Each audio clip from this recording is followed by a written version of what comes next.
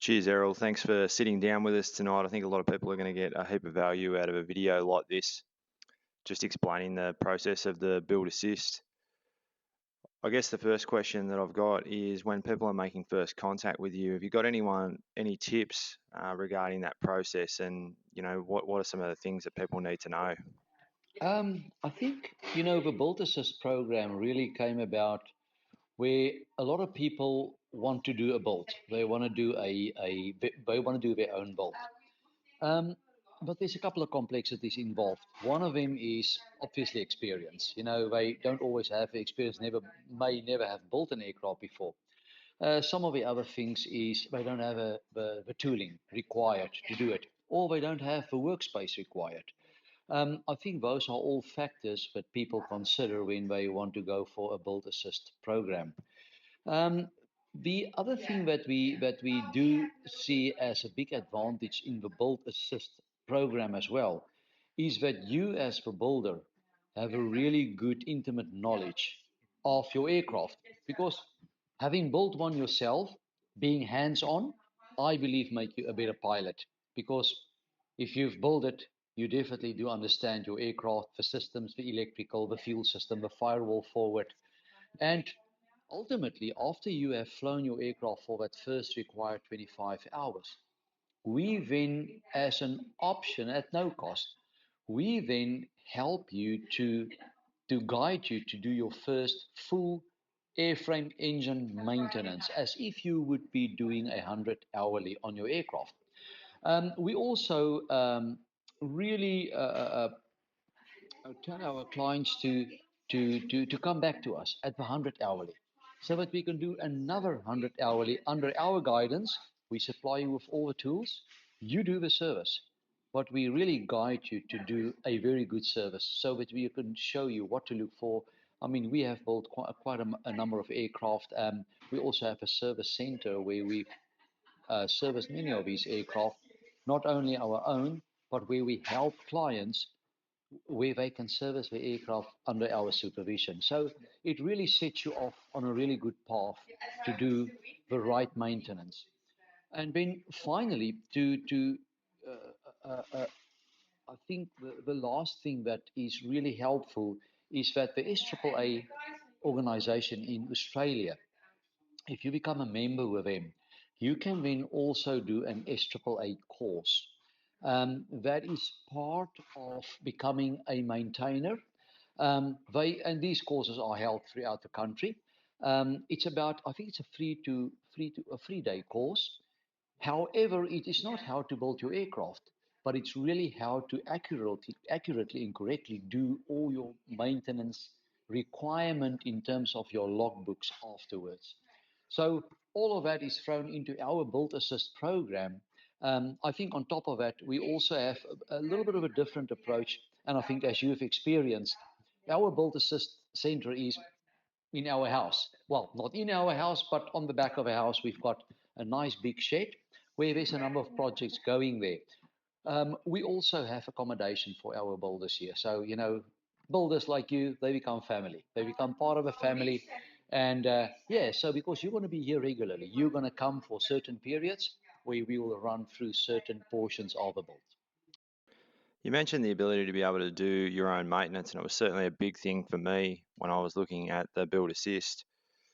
Have you got a bit of an estimate in terms of how much value that may add to the life of the aircraft? Yeah, it's sort of that's an interesting question, because maintenance can vary, especially the labor rates between different maintenance organizations.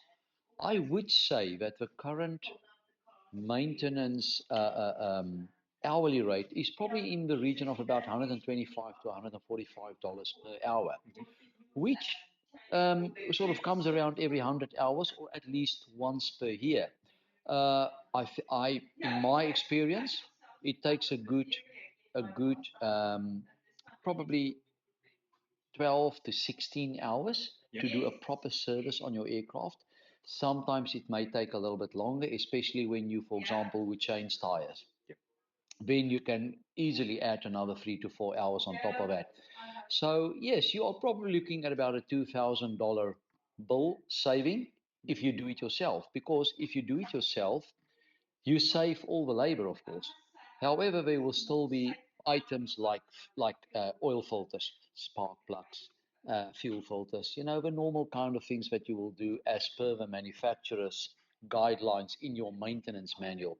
So, uh, Sling and Rotax has very specific guidelines in what you should do and how you should do it. You know, you follow all those guidelines. And I always say to everybody, you know, if you're not sure, phone somebody, because the Rotax and the Sling manuals are really, really good, especially the maintenance manuals. But there's always a whole load of very well experienced guys, which if we can't help you, we will guide you to somebody that can help you. So yes, you're going to save quite a lot of money over years, you know. So I would say it's probably a $30,000 saving in a period of about 10 years, you know. So yeah. So I've spent the best part of a couple of days here now, and we've been working on the wing. I was wondering, Errol, if you could just give the viewers just a bit of an understanding on what build assist typically would consist of, and what components can you expect to work on whilst you stay. For us, it's very important that you are part of the 51% that's required to build the aircraft. So when you're here, you are going to build ailerons, you're going to build flaps, you're going to build some parts of the empennage. Um, you're going to be very heavily involved, especially when we get to the fuselage. You know, everything that goes inside the fuselage. Wiring, for example, it's one of the aspects that's not really required that you do it per se. You can subcontract it, like painting. However, I believe that if you are going to build a wiring loom with me, you're going to have a very, very good understanding of where every wire goes. We follow the Sling wiring guidelines to the T. So exactly as Sling would do it at the factory, we simulate exactly the same thing. We use the same wiring diagram. So in the end, when we've built you a panel and you have been very much involved in the building of your panel, every connector, every wire, and that's not just for avionics wiring, that includes all your electrical wiring, because of a Rotax engine, which is it's a full FADEC system. But there are two what we call HIC connectors, human interface connectors. Now, both those connectors is literally a plug and play system, which is the beauty. You do your panel, and we route all our wiring so that eventually, when you put that panel in your aircraft, you've got two connectors that connect to the engine, and you've got a couple of other wires that's going to go to your wings, your empennage. But in essence, everything is tested on the bench, even before it goes into the aircraft. Engine-wise, very, very important that you are very much involved with engine, propeller fitment, the fuel system. Those are probably, and then the propeller, those are the most critical, in my view, the most critical items. You know, I don't care if you have done, for example, some of the interior. You know, you may have fitted some of the side panels, but to me, it's a lot more important that you understand exactly how your fuel system work, how your electrical system work, how your avionics work. So in order for you as a kit builder to be able to maintain and actually, in the end, identify and fault find most of the issues that you may face. So yes, The average builder that comes to do the build assist with you, Errol, how often or how regular would someone need to attend? it really depends on our builder's time available. I would say if we jump in, all of us and yourself, we can help you to build your aircraft in as little probably as 2 months. But that will require you to be here almost for a full 2 months. So probably 4 to 5 weeks is the bare minimum that I would think is good to really get a grip on everything and to be actually involved in the build of your aircraft. So on your builder's plate, you will be the builder, but we will also be named as one of the builders because we assisted you in that build. And I guess what I've experienced as well from the process is that we're there probably pretty long days. They go pretty quick. It is. From my perspective, they go pretty quick. And what I heard there was flexibility. So if a builder were to come to you and say had a pretty pretty busy 6-month period ahead, they could space it out a little bit. You'd They have the can. ability to be able to do that. Absolutely. You know, because sometimes we've got multiple builders. I think at the worst we had 3 guys at the same time. But generally speaking, we try to never ever do more, to accommodate more than 3 at a time. Because I mean, you've seen how it goes now. Obviously, with it was a little bit totally out of the ordinary with our preparation for the cyclone. So we had to do a lot of other preparation in the meantime.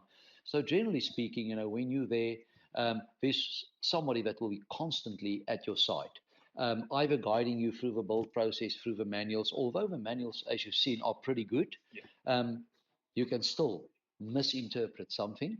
So it's always good to have that second set of eyes to just make sure that, you know, nothing goes astray. The level of customization from a Sling perspective, I think, is one of its main selling points. But I also think that it's one of the main selling points of the Build Assist program.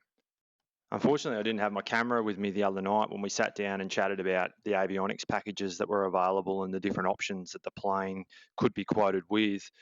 But again, I don't think that you're going to get that anywhere else, and it's a major difference in terms of the way that you buy an aircraft. Is that what you think?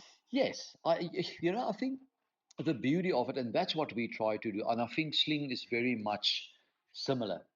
I always said you get a lot of aircraft manufacturers that will, in order to turn out more production, they will build stock aircraft.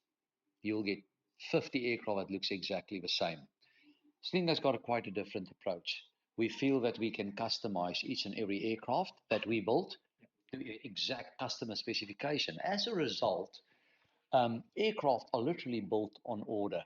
And that starts with your kit. I mean, you can have the option. Yes, you want the parachute, you want the cables fitted, or no. Yes, you can have a hand or a toe brake. You know, you can have extended fuel tanks or not. You can have so all those things, you know, like external alternators, etc., can have an impact on what your final airframe is going to look like.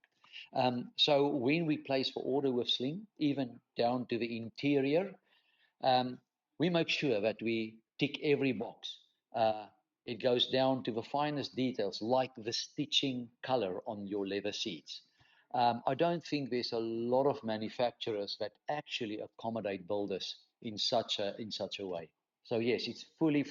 Paint is obviously one of the nicest things. It's probably the thing that I would say that you're gonna break your head over the most.